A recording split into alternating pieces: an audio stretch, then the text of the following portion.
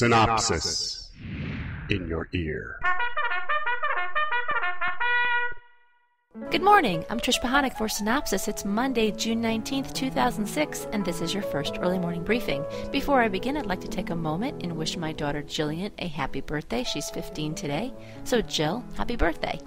Okay, turning to today's top story. AT&T plans to launch its new service Homezone this July. Homezone is the marriage between EchoStar's Dish satellite TV service and internet-based movies and videos. Now the plan is simple. Download a huge assortment of videos and movies from the internet via Movie Link at no cost and watch them on the television set in addition to Dish programming. According to the Wall Street Journal, by year's end, the service should be available in approximately 80% of the markets where AT&T currently offers high-speed internet service. Hey, guess what? If you had a promo or a commercial in this daily podcast, it would go right about here. Coming up under More Good Stuff today, CBS News hires a former NBC producer. Dan Rather may be going to Mark Cuban's HDNet. Prison Break and Vanish both making casting announcements, and TNT adds Chris O'Donnell to the company. And while I'm telling you about all this stuff, take a look at these beautiful shots provided to us from the Internet Movie Archive.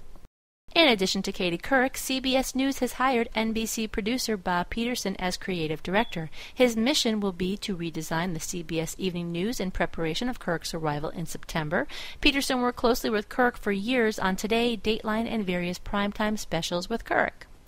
And while news is scurrying around that Dan Rather will soon be leaving his post at CBS News, there is new news this morning that he may have already found a place to go next. Mark Cuban's HDNet. Cuban allowed to The Hollywood Reporter that Rather and he are talking about the newsman anchoring a 1-hour weekly on the premium channel. Joining the cast of Prison Break next season will be William Fichtner, who will play a federal agent in pursuit of the prison escapees.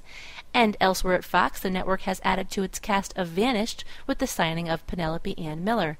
As you've no doubt seen in the promos for this series, the senator's wife mysteriously disappears or perhaps is kidnapped. Now, the more they look into the wife's life, the more questions they come up with. Now, playing the role of the senator's ex-wife will be Miller. Initially, Miller is signed on for 6 episodes.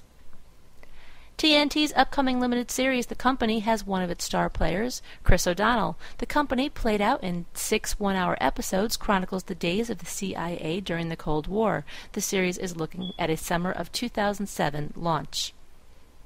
If you're an age where Full House played a big part of your childhood years, then know that Jodie Sweetin, one of the Full House kids, will return to television on July 18th, appearing on Fuse Music Television as the host of Pants Off, Dance Off reality series.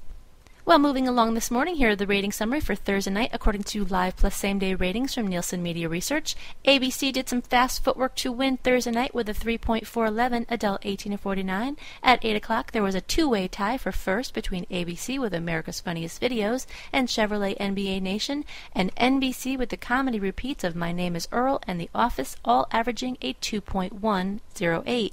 Also at 8 o'clock, there was a tie for second place with CBS Game Show Marathon and Fox encores of That 70s Show, each averaging a 1.87 for the hour. Now, NBC Dateline at 9 o'clock secured the number 1 position with a 3.811, and then at 10 o'clock, basketball prevailed with ABC winning with the NBA Finals at a 4.513. And today's trivia question, Beauty One is the code name the title character used when he was in covert operations in which TV show?